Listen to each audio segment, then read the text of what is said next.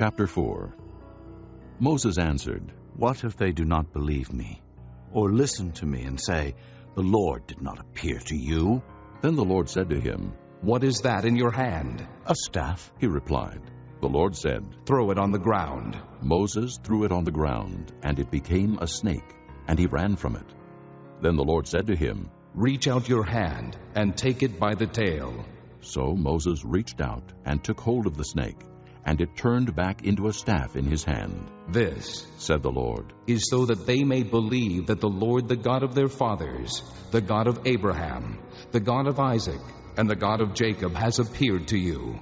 Then the Lord said, "Put your hand inside your cloak." So Moses put his hand into his cloak, and when he took it out, it was leprous, like snow. "Now put it back into your cloak," he said. So Moses put his hand back into his cloak, and when he took it out, it was restored like the rest of his flesh. Then the Lord said, "If they do not believe you or pay attention to the first miraculous sign, they may believe the second. But if they do not believe these two signs or listen to you, take some water from the Nile and pour it on the dry ground. The water you take from the river will become blood on the ground."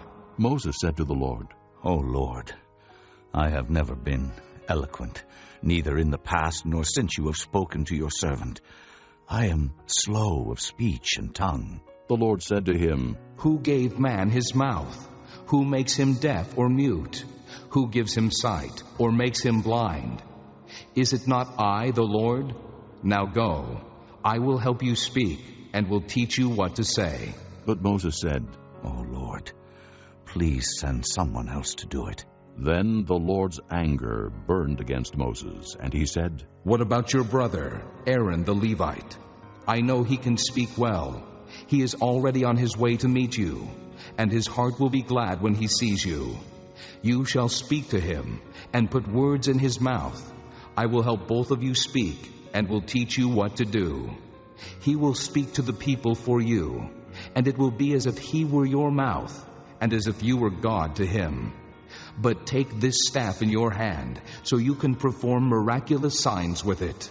Then Moses went back to Jethro, his father-in-law, and said to him, "Let me go back to my own people in Egypt to see if any of them are still alive." Jethro said, "Go, and I wish you well." Now the Lord had said to Moses in Midian, "Go back to Egypt, for all the men who wanted to kill you are dead."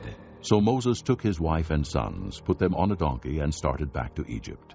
And he took the staff of God in his hand. The Lord said to Moses, "When you return to Egypt, see that you perform before Pharaoh all the wonders I have given you the power to do. But I will harden his heart, so that he will not let the people go.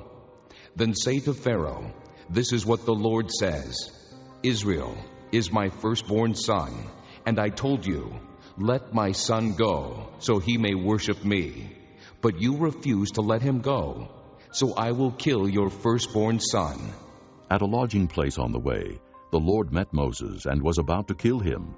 But Zipporah took a flint knife, cut off her son's foreskin, and touched Moses' feet with it. "Surely you are a bridegroom of blood to me," she said. So the Lord let him alone.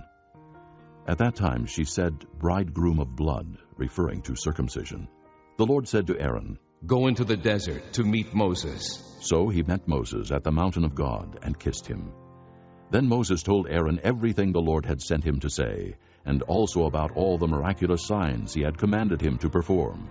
Moses and Aaron brought together all the elders of the Israelites, and Aaron told them everything the Lord had said to Moses. He also performed the signs before the people, and they believed.